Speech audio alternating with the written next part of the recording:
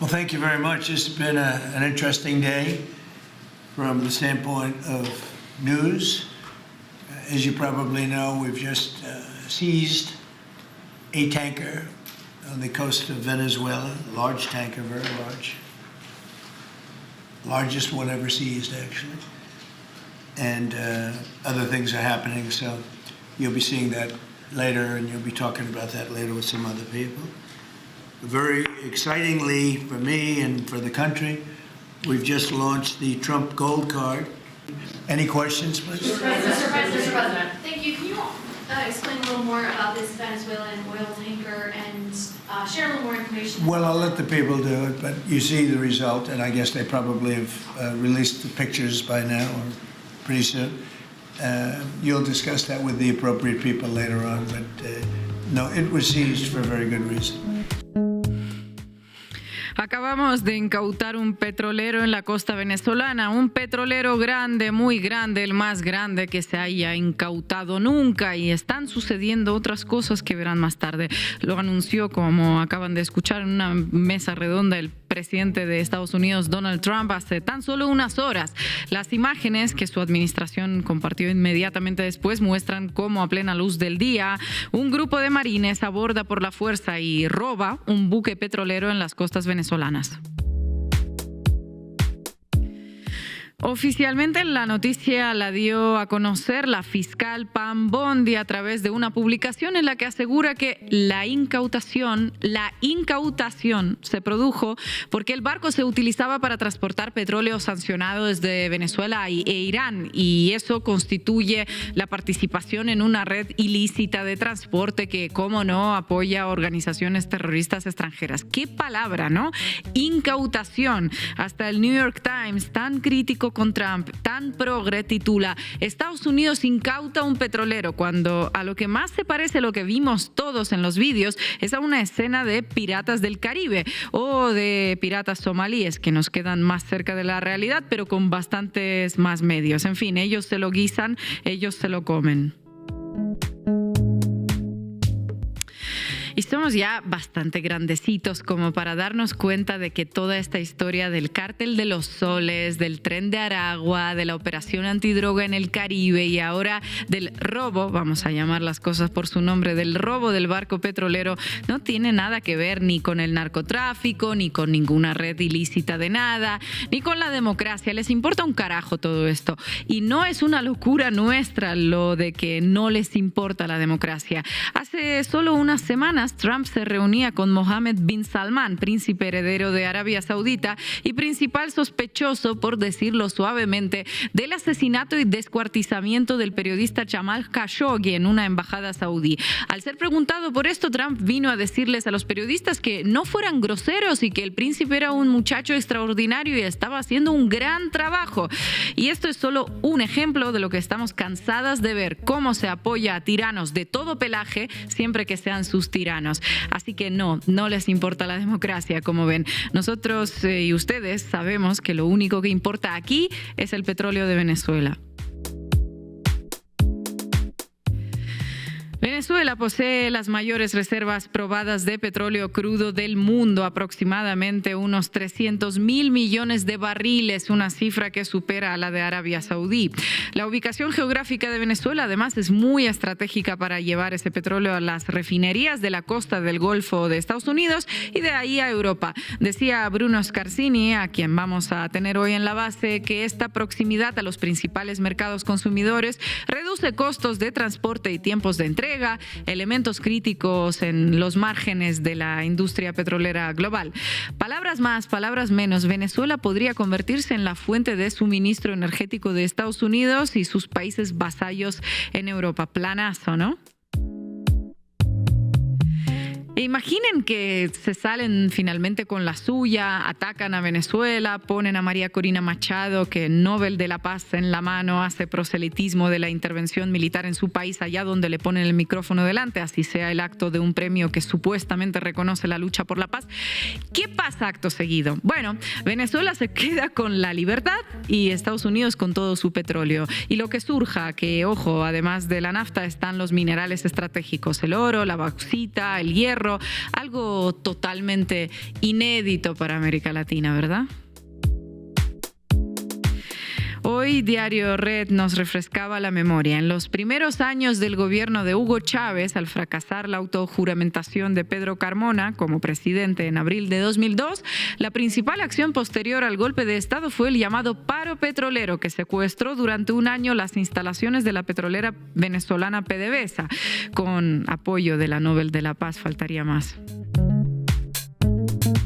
Aunque los ataques y sabotajes posteriores bajaron de perfil a partir de otra autoproclamación, la de Juan Guaidó en 2019, fue confiscada Citgo Petroleum, la filial de PDVSA en Estados Unidos, que posee refinerías estratégicas en Texas, Luisiana y Pensilvania y representa el activo más valioso de Venezuela fuera de sus fronteras, con una importante red de oleoductos y más de 4.000 estaciones de servicio en aquel país. Todo esto, por supuesto, se hizo en nombre de la democracia, los derechos humanos y la libertad, igual que la incautación de ayer. No se confundan, ¿eh? Hoy en la base América Latina hablamos de los piratas del Caribe, del robo de barcos petroleros, crímenes de guerra en nombre de la paz y las flotas fantasmas que en los tiempos que corren parecen el menorcito de los problemas. Bienvenidos y bienvenidas. La base América Latina. Bueno, Marco Terusci, cuéntame qué te parecieron esas imágenes de atraco a plena luz del día que vimos todos ayer y que llaman la incautación. Bueno, hay que decir que son buenos con las imágenes. La verdad que uno ve ese helicóptero, esos marines bajando ahí y saben hacer cine y está para mirarlo. Pero claro, también son buenos para pasar por encima de toda legalidad internacional y atracar un barco en medio del mar. Y la pregunta es, ¿qué representa eso ahora en medio del cerco a Venezuela? ¿Es una señal de que viene algo más? Justo ayer estuvo María Corina Machado en Noruega.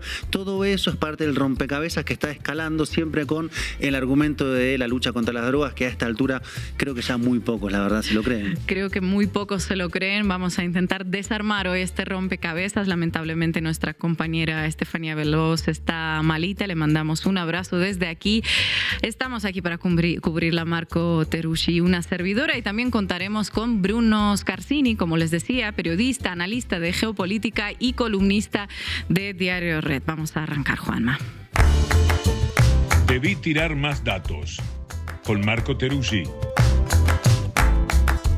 Estados Unidos decidió dar un paso más en su campaña contra el gobierno de Nicolás Maduro, interceptar por la fuerza a un petrolero en medio del mar Caribe que venía desde Venezuela. Sí, así como suena, asalto, robo, atraco, la palabra que prefieran para describir las imágenes que ven en pantalla, difundidas por la fiscal de los Estados Unidos, Pam Bondi, donde se ve cómo el petrolero es interceptado por helicópteros estadounidenses, se bajan integrantes del FBI, la Guardia Costera, en soga sobre la cubierta de la proa, armas en mano, para tomar control de la cabina del barco petrolero. Una escena hollywoodesca total, de esa que a tanto le gusta a Estados Unidos, que tanto nos han vendido al mundo.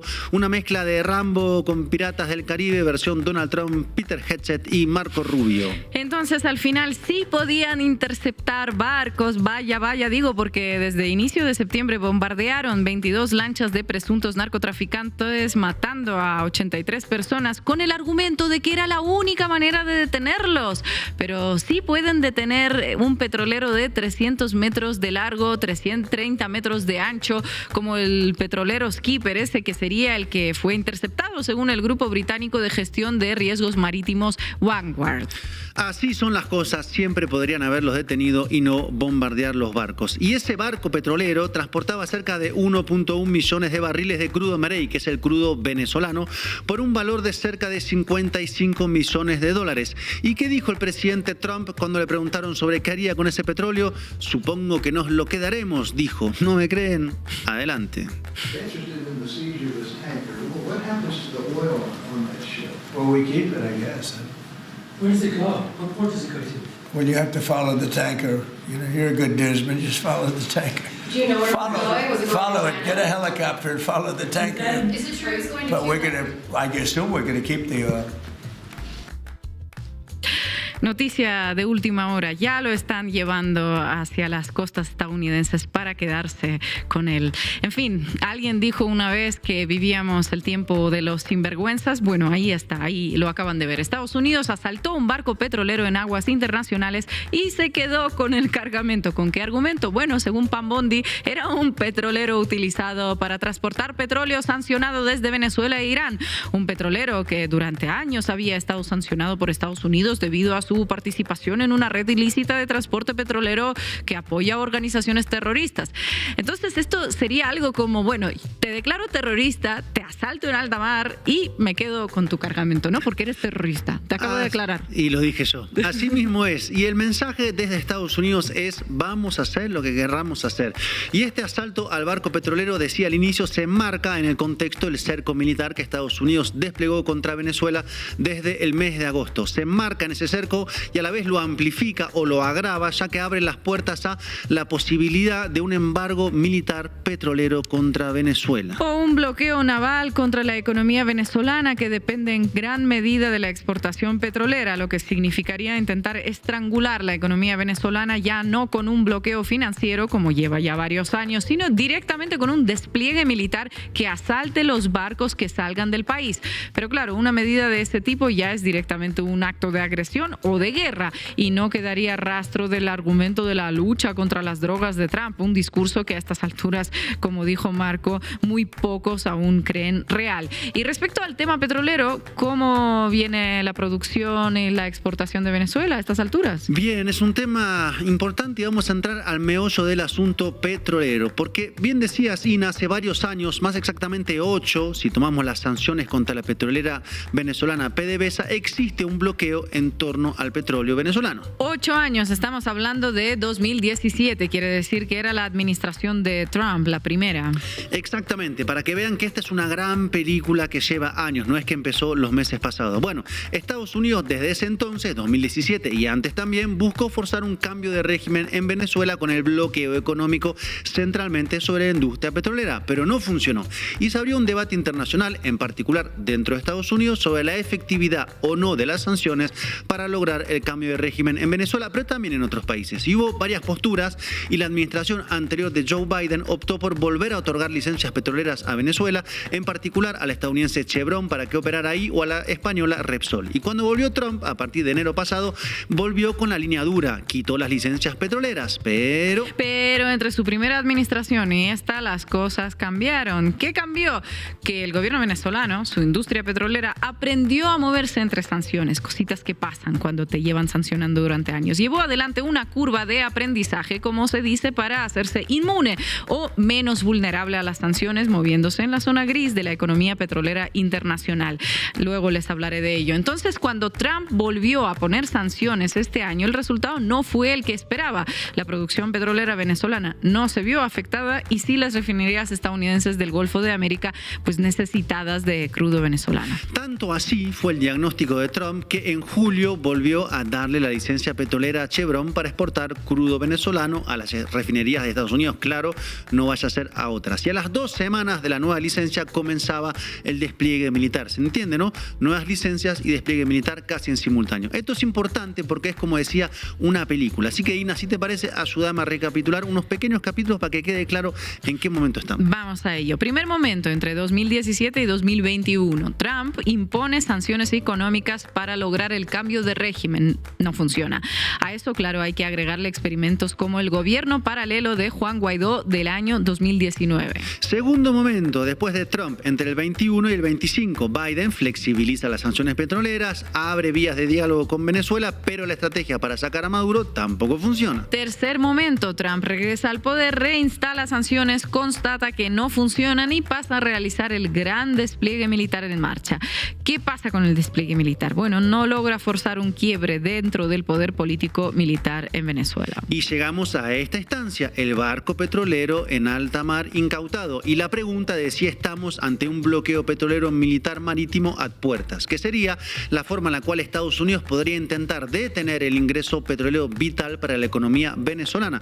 Porque Ina preguntaba sobre la situación de la producción y exportación venezolana actual. Bueno, resulta que la producción petrolera de Venezuela superó este año el 1.000.000 de barriles diarios, según un informe de la organización exportación de países exportadores de petróleo. 1 millón luego de haber llegado a mínimos de unos 400.000 en el 2020, para ponerlo en perspectivas de lo que es la mejoría en este momento. Y además, Venezuela exportó en octubre cerca de 900.000 barriles diarios, el tercer promedio más alto del año. O sea, en síntesis, la economía petrolera venezolana está mejorando. Claro, y es en ese contexto en el cual se da este asalto al barco petrolero. Pero la pregunta lógica es, ¿está Estados Unidos dispuesto a renunciar al petróleo venezolano en este momento para efectivamente llevar adelante un bloqueo total? Lo cual nos lleva a la pregunta por la presencia de la petrolera Chevron en Venezuela. La empresa, según reportó la agencia Bloomberg, busca quedarse en Venezuela y está en conversaciones con Trump. Es la gran pregunta para lograr armar cuál es la hoja de ruta de Trump en su intento de cambio de régimen en Venezuela. Además, ¿cuánto tiempo debería mantener un bloqueo total sobre la economía venezolana, su petróleo, los barcos, la producción, para que efectivamente se quiebre la economía si pasa? Y hablando de hoja de ruta, Ina, ¿viste el premio Nobel de la Paz a María Corina Machado? Ay, cómo no. Finalmente llegó María Corina a Oslo, en Noruega, un día después de la entrega del premio que recibió su hija, acompañada de varios presidentes como Javier Milei de Argentina, José Raúl Mulino de Panamá, Daniel Noboa de Ecuador y Santiago Peña de Paraguay, la creme de la creme, la Dream Team de la derecha latinoamericana. Y bueno, luego, es decir, hoy dio un discurso María Corina. Ya vamos a ver una partecita del discurso más adelante, pero vayamos al hecho político de su salida de Venezuela, porque a diferencia de su narrativa oficial y de quienes la respaldan, su salida del país no es necesariamente una buena noticia para ella. ¿Cómo sería eso? A ver, ¿cómo es? Porque vi muchos titulares hablando del triunfo de su salida, contando cómo salió, lo de las dificultades, pero hasta el último día, de hecho, para salir, ¿no? Sabía hace meses que le iban a entregar el premio, en fin. Dejemos de lado las películas sobre cómo fue la posible salida, supuesta ruta que atravesó, porque resulta que si hacemos memoria, porque esto es una película, vamos a ver cómo los dirigentes políticos anteriores que salieron de Venezuela terminaron perdiendo todo protagonismo dentro del país. La lista de los que salieron es muy larga, pero recordemos solo a dos, Leopoldo López y Juan Guaidó, que mencionabas hace un ratito. Ambos están fuera de Venezuela y perdieron su capital político dentro del país. El ciclo es conocido y repetido. Salen de Venezuela, tienen entrevistas, reuniones, grandes declaraciones y luego decaen hasta el olvido.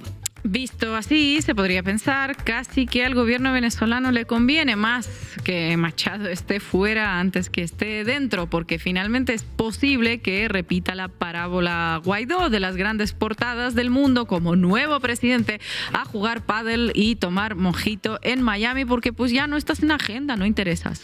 Viendo la historia así, parece que efectivamente podría repetirse, porque el poder se ejerce dentro de Venezuela, no fuera, y ninguno de los dirigentes que se fue logró ser más que lo que era dentro del país. Al contrario. Entonces, Machado, ahora en Oslo, donde hubo protestas en su contra y el Nobel de la Paz intervencionista que le dieron, está ahora en su prime internacional, como se dice. Pero es un prime de redes sociales, del ecosistema opositor que está en gran parte fuera de Venezuela. Y dentro del país, el tiempo es otro. Por un lado, el gobierno realiza actos y movilizaciones, y por el otro lado, la mayoría de la población continúa su día a día, alejada, o así parece, de la política, descreída de las teatralidades y centrada en la economía del día a día. Entonces la pregunta es, ¿qué hará Machado pasado el momento de los reflectores y las visitas presidenciales que ya podemos suponer que va a hacer? Claro, su discurso es que pronto regresará a Venezuela, pero la realidad puede ser muy diferente. Entonces, ¿qué? ¿Harán una ceremonia de toma de posesión de Edmundo González como presidente y ella como vicepresidenta para ser luego reconocidos por la Casa Blanca?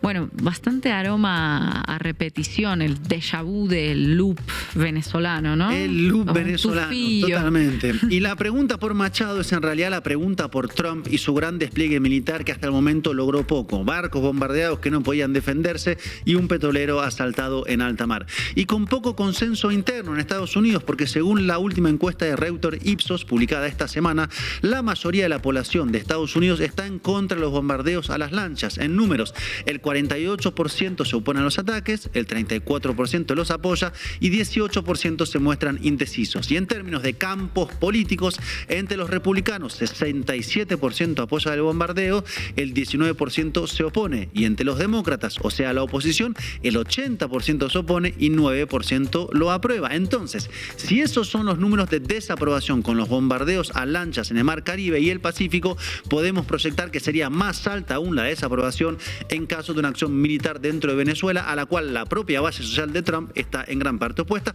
porque viene prometiendo que no habrá más guerras. Claro, visto así vuelve una premisa. Trump debe intentar forzar un cambio de régimen sin arriesgar aprobación interna. La pregunta es entonces, ¿cómo lo va a lograr? En eso están en estas horas seguramente a puertas cerradas. Seguramente algunos pasos ya fueron diseñados para buscar cómo lograr el tan esperado quiebre interno, que no ocurre, con algunos posibles objetivos militares o tal vez un embargo petrolero total que sería de alto costo para Venezuela, las refinerías estadounidenses de la costa oeste y para el mercado global petrolero. En todo caso, estamos ante un nuevo hecho de intervencionismo estadounidense, un robo a mano armado de un petrolero y no una incautación como titularon muchos medios, algo que bien nos recordó Estefanía, que hoy no pudo estar. Y por último, para cerrar esta sección, así como el despliegue contra el gobierno venezolano no empezó este año, si nos remontamos en el tiempo vamos a ver que a inicio del siglo XX, entre 1902 y 1903, hubo un bloqueo naval contra Venezuela, entonces encabezado por Gran Bretaña, Italia y Alemania. Algunas cosas en la historia no se repiten exactamente, pero riman. Lo que nunca se sabe es cuáles son los desenlaces. Bueno, esperamos no ver este desenlace, ¿no? Gracias, Marco. Yesterday, the US seized a ship outside the coast of Venezuela. Would you welcome a US military intervention in Venezuela? Look, some people talk about invasion in Venezuela, the threat of an invasion in Venezuela, and I answered, Venezuela has been already invaded. We have the Russian agents, we have the Iranian agents, we have terrorist groups such as Hezbollah, Hamas, operating freely in accordance with the regime. We have the Colombian guerrilla, the drug cartels that have taken over 60% of our populations, and not only involved in drug trafficking, but in human trafficking, in networks of prostitution. So this has turned Venezuela into the criminal hub of the Americas. And what sustained the regime is a very powerful and funded, strongly funded repression system. Where does that funds come from? Well, from drug trafficking, from the black market of oil, from arms trafficking, for human trafficking. We need to cut those flows. A buena entendedora con Ina Afinogénova. Di que sí, María Corina, di que sí que apoyas la intervención militar en Venezuela. En fin, volviendo al patrón a quien ella dedicó el premio. Amenazó con usurpar el Canal de Panamá, quiso arrebatar Groenlandia y pretendió manotear Canadá para sumarla como un estado más de la Unión. No le dio para tanto, pero al menos el carterista que dirige la Casa Blanca ayer se pudo sacar las ganas y hurtar un tanquero bien llenito de petróleo, tanto que le gusta el oro negro. Desde que Estados Unidos empezó a multiplicar las sanciones contra Rusia tras el inicio de la guerra en Ucrania, se empezó a hablar de la flota fantasma, que cada vez es más grande. ¿De qué se trata? ¿Para qué sirve? ¿Cómo opera? Hoy les vamos a contar todo en esta sección. La flota fantasma es utilizada por los países sancionados por Estados Unidos para mantener su comercio exterior. 3 de esos países, Irán, Venezuela y Rusia, son grandes productores de hidrocarburos. Por eso el petróleo es el protagonista principal de la flota fantasma en el mundo, aunque no el único. Los principales países de destino de este petróleo sancionado son China y la India, pero también participan Turquía, Singapur y ocupa un lugar muy destacado Emiratos Árabes Unidos. En algunos casos, esos países operan como un eslabón intermedio para borrar el rastro del origen del petróleo y venderlo a países europeos que, con la doble moral que los caracteriza, compran petróleo ruso, tapándose los ojos con la mano, pero haciendo de cuenta que no es ruso. La flota fantasma es un eslabón intermedio para realizar esta triangulación y escapar de los radares. Así es. ¿Cómo se realiza esa triangulación? Bueno, un barco de la flota fantasma carga petróleo en un puerto de Rusia. por ejemplo, y se dirige hacia alta mar. Allí se cruza con otro barco petrolero que no estuvo en puertos rusos y realiza el traspaso. Las transferencias de petróleo de un barco hacia otro se realizan en alta mar para dificultar la detección. La flota fantasma suele desactivar las señales que emiten los barcos y que permiten detectar su ubicación. Otra variante que utilizan es que el barco cuenta con un dispositivo que le permite emitir una señal que falsifica su ubicación real, una suerte de VPNs para petroleros. Así es, este barco llevará el petróleo a la ciudad de Fujairah, en los Emiratos Árabes Unidos. Emiratos exporta ese petróleo ruso a Arabia Saudita, que lo consume, mientras que exporta el propio no sancionado hacia Europa. Como su propio petróleo tiene un precio más alto en el mercado internacional, las dos petromonarquías se embolsan una diferencia extra por su intermediación. El centro financiero por el cual se procesaban la mayoría de las operaciones de exportación de petróleo de Rusia solía ser Suiza. Desde el inicio de la guerra, el centro de gravedad se trasladó de Suiza a los Emiratos Árabes.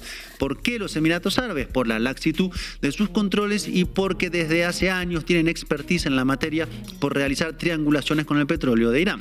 Una de las dificultades que tienen los barcos para operar con países sancionados son los seguros que debe contratar. Las compañías que ofrecen estos seguros son mayoritariamente occidentales y están cartelizadas en una organización con sede en Londres que se llama Clubes de Protección e Indemnización.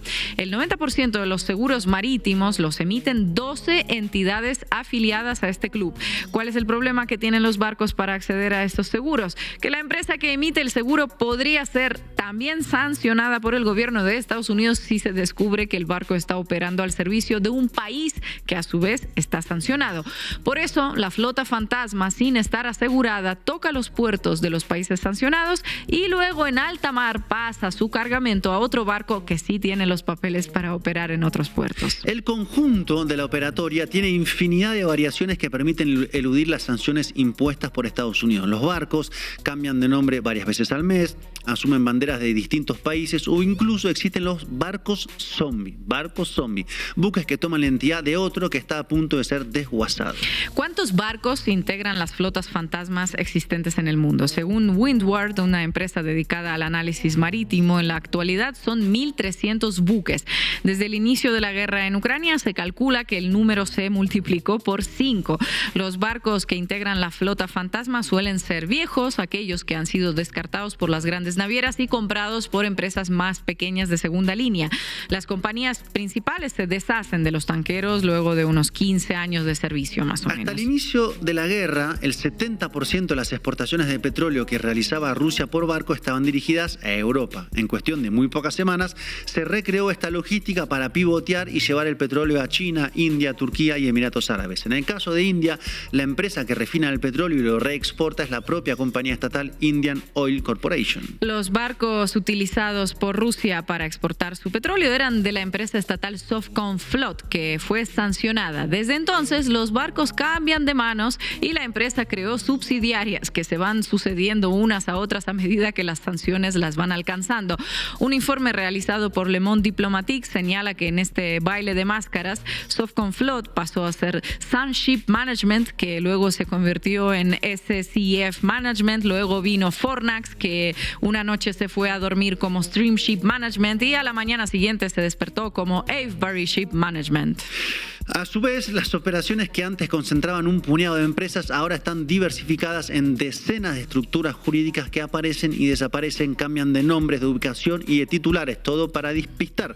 Según otro informe del S&P Global Market Intelligence, desde 2022 se crearon, escuchen bien, 864 compañías navieras que estarían vinculadas a Rusia. Las operaciones tienen otras 1000 triquiñuelas, como que el petróleo de Rusia salga a nombre de Kazajstán o que los pagos entre las decenas de empresas que participan de la operatoria se hagan con criptomonedas. Como ejemplo de lo intrincadas que pueden ser estas operaciones, pensemos en un barco con bandera de Gabón que carga petróleo en un puerto de Irán o Rusia. El barco está a nombre de una empresa radicada en Emiratos Árabes. En alta mar pasará el petróleo a otro con bandera de Panamá que pertenece a una empresa radicada en Hong Kong. Este segundo barco lo trasladará a una refinería en Medio Oriente y desde allí saldrán combustibles y lubricantes que terminarán en el mercado europeo europeo y los pagos se harán a través de criptomonedas. No es triangular, es multiplicar por muchas veces. Bueno, y si lo sabemos nosotros y si accedimos a esta información, es que ¿qué no sabrán estos señores que van sancionando, pero a la vez comprando todo este petróleo bajo distintas banderas, ¿no? En los últimos años, Estados Unidos bloqueó, congeló, sancionó, o en otras palabras, robó los siguientes activos. Primero, las reservas de oro del Banco Central de Libia. También la empresa Citgo, propiedad de Venezuela, que opera una red de estaciones de servicio refinerías dentro de Estados Unidos. También las reservas que el Estado ruso tenía en el sistema financiero occidental. Y mientras el orden basado en reglas muestra que su verdadero rostro es el unilateralismo en su versión cada vez más caprichosa, los fantasmas, los zombies, que no son otra cosa que un sistema paralelo, están destinados a multiplicarse. ¿Quién entregaría sus ahorros para que los cuide un ladrón? ¿Quién después de estos años, después de lo que pasó ayer, podrá volver a creer que Estados Unidos es un país confiable, justo y ecuánime? Juzguen ustedes, como diría un amigo de este espacio. Gracias. Pero siempre tenemos que estar como guerreros, como guerreras, con un ojo pelado y el otro también, trabajando, produciendo, construyendo, funcionando todo siempre, y preparados para partirle los dientes al imperio norteamericano si hiciera falta desde la patria de Bolívar.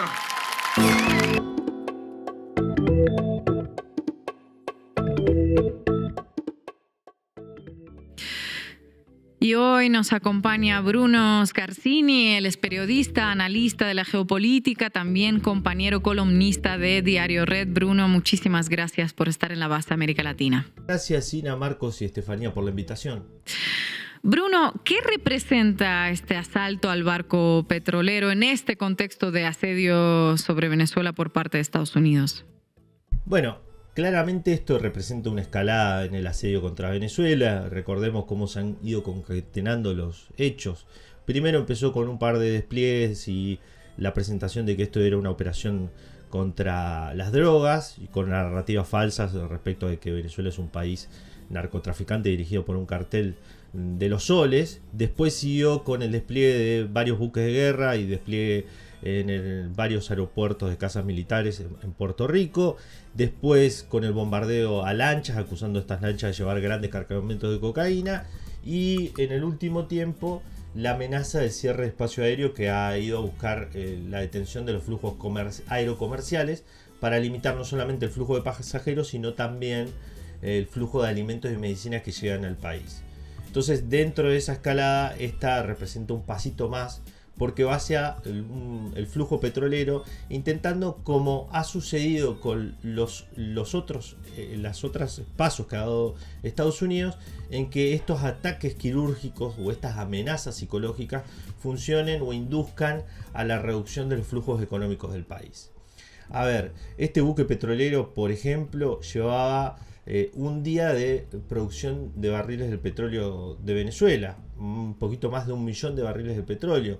Era un buque que iba desde Venezuela hacia Cuba y después iba a China, un buque del petróleo en las sombras de Irán, que son uno de los pocos buques petroleros que se animan a pasar las costas venezolanas y navegar sobre las posibilidades de ser incautados por producto de las sanciones económicas contra Venezuela y contra otros países. Entonces, al atacar estos buques, lo que intenta hacer Estados Unidos es afectar los tipos de descuentos que ofrece Petróleos Venezuela, la estatal, por cada barril exportado, intentar también afectar los tipos de seguros que se pagan por cada buque petrolero que sale del país, y por ende intentar inducir a que otros buques petroleros, como sucedieron con las aerolíneas, con la amenaza del cierre del espacio aéreo, dejen de ir a buscar petróleo a Venezuela por las amenazas de ser robados como en vulgares actos de piratería por los soldados estadounidenses. Es decir, intentar inducir a un bloqueo marítimo, entre comillas, que haga que Venezuela venda por menos cantidad de dinero su petróleo, con menos buques petroleros y con bajo riesgo de que estos flujos puedan ser afectados en el futuro. Entonces se da esto en un marco de campaña de presión psicológica permanente sobre el alto mando político-militar del chavismo, en función de hacer creer que esta amenaza inminente también podría darse con una escalada mayor con ataques dentro de Venezuela. Bruno, gracias por estar en la base de América Latina. ¿Pensás que estamos ante el inicio de un posible embargo petrolero contra Venezuela? Es difícil decir si esto es el principio del embargo porque no está claro cuál es la legislación que se utilizó. Se habla de que este buque petrolero fue incautado por una orden de un juez federal de Estados Unidos, por financiar terrorismo de la Guardia Revolucionaria Islámica. Después se dice que esto fue producto de las sanciones del Departamento del Tesoro contra la Guardia Revolucionaria Islámica y este buque petrolero en las sombras de Irán. Pero no está claro que esto vaya a dar lugar a una incautación generalizada de todos los buques petroleros en las sombras que pasan por Venezuela. Digo en las sombras porque es la única manera que en este momento Venezuela tiene de exportar su petróleo. Es decir, el 80% de sus flujos marítimos van hacia China, con buques petroleros en la sombra que pagan sus transportadores, que tienen que son empresas fantasmas prácticamente, por el hecho de que Venezuela está sancionada y solamente unas pocas empresas occidentales, principalmente Chevron, tienen licencias para seguir exportando petróleo a Estados Unidos u otros países. Lo que me da la sensación es de que esto es la reedición de nuevo de una estrategia que siguió Estados Unidos en 2020, que es intentar inducir a que cada vez menos buques vayan a buscar petróleo venezolano, de esa manera generar que se acumulen los inventarios de petróleo, y al acumularse los inventarios y no haber más depósito, la producción petrolera o los pozos, varios pozos petroleros deberían detenerse por el hecho de no tener dónde guardar ese petróleo que se genera, y esa detención de esos pozos petroleros generaría inmediatamente un impacto en la producción del petróleo, porque los pozos después son muy difíciles de reactivar y llevan varios meses. Entonces esto tendría el golpe de inducir un colapso en la industria petrolera venezolana al detener la producción y cortar en seco la principal fuente de ingresos del país. Esto lo intentó generar Estados Unidos en 2020 cuando cortó las importaciones y exportaciones a través de Rosneft, la petrolera rusa, y generó una escasez de combustible inmediata en su momento, porque Rosneft llevaba petróleo venezolano y volvía con combustibles diluyentes para sostener la producción petrolera de Venezuela. Es decir, me da la sensación de que esto puede seguir el mismo patrón de generar, como se hizo con el cierre del espacio aéreo, una amenaza de que se van a incautar buques petroleros, entre comillas, para intentar generar que lleguen menos barcos y a través de eso generar un impacto en la producción petrolera y después también en los ingresos del petróleo venezolano, porque el riesgo sería mayor de llevarse ese petróleo, entonces tendrían más descuentos. Ya hoy por hoy el petróleo venezolano tiene entre 20 y 25 dólares de descuento. Para darse una idea, termina quedando al país entre un 10 y 15 dólares de ganancia, y a través de eso reducir el ingreso petrolero que tiene el país y afectar a la economía con un golpe importante a las finanzas del país, como bien podría ser, por ejemplo, tener menos disponibilidad de divisas para sostener el tipo de cambio del bolívar, de que los otros productores de otras actividades no tengan la cantidad necesaria de divisas para sostener su actividad económica. Pero bueno, el país se ha preparado de otra manera también para este impacto, por la gimnasia que tiene también para afrontar este tipo de situaciones, por ya haber pasado por esto, y además por lo que sabemos de que ha venido acumulando reservas para sostener el tipo de cambio, de que ha acumulado reservas alimentarias y medicina debido al asedio que tiene en este momento Estados Unidos en el Caribe. Entonces podría ser un contexto donde Estados Unidos busque más hacer esto con una Venezuela mucho más preparada para afrontar un tipo de situación como esta, después de varias, ya diríamos casi una década de asedio y bloqueo contra el país. Bruno, y una última por nuestra parte. ¿Qué consecuencias, en tu opinión, podría traer un conflicto más global alrededor del petróleo? Bueno, esta es una de las incógnitas que tenemos. Es decir, ¿qué impacto global podría tener si Estados Unidos se pone a robar generalizadamente buques petroleros que pertenecen a la flota de la sombra de Irán o de Rusia?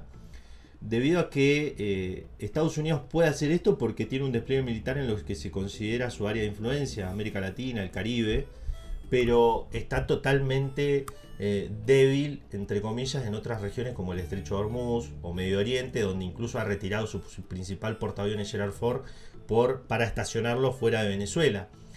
Es decir, si Estados Unidos sigue con una estrategia de robo de petróleo que va a través de buques petroleros que son utilizados por Irán o por Rusia, es evidente que va a haber un ojo por ojo posiblemente en otros lugares como por ejemplo el Estrecho de Hormuz, y que esto puede generar un impacto en la economía global y sobre todo en los precios del petróleo. Porque ya estamos viendo que cada vez hay menos incentivos para colaborar con la protección de los flujos marítimos de petróleo. Es decir, en los últimos meses hemos visto cómo ha habido ataques a la flota en la sombra de Rusia, además de las sanciones de la Unión Europea y Estados Unidos. Es recurrente en el Estrecho de Hormuz que se incauten petróleo de empresas occidentales, los hutis en Yemen haciendo lo mismo. Entonces, un regreso a una incautación generalizada, entre comillas, ocupación generalizada de buques petroleros occidentales o de Irán o Rusia, aumentaría los precios y no sería lo deseable para un Donald Trump que prometió bajar el precio de la canasta básica y de los bienes básicos en Estados Unidos, sobre todo el petróleo, que tiene un impacto directo en toda la cadena económica, y por eso yo tiendo a creer de que Donald Trump va a buscar hacer medidas específicas y no escalar esto, pero estamos caminando por un camino muy sinuoso donde una mala acción de Donald Trump o una generalización de esta campaña de robo descarado de petroleros puede generar un impacto importante en los mercados energéticos globales, ya en un contexto donde cada vez están cooperando cada vez menos las potencias respecto a proteger cosas que antes eran intocables, como por ejemplo eran los flujos energéticos.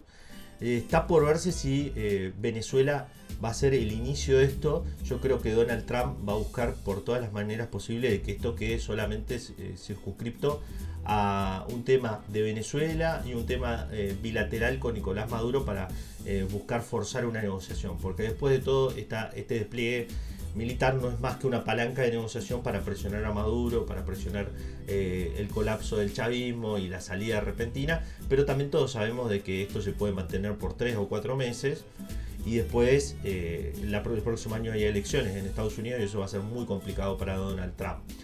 Es decir, este despliegue, la intensidad de este despliegue tiene también sus días contados y tiene mucho que ver con que pueda sacar Donald Trump de Venezuela, y hoy por hoy cada vez que va escalando Donald Trump se va poniendo en una posición incómoda donde si no sale Nicolás Maduro esto va a ser un fracaso personal de su gestión. Bruno, muchas gracias y te mandamos un abrazo. Bueno, muchísimas gracias Dina, Marcos y Estefanía por la invitación. Hasta la próxima.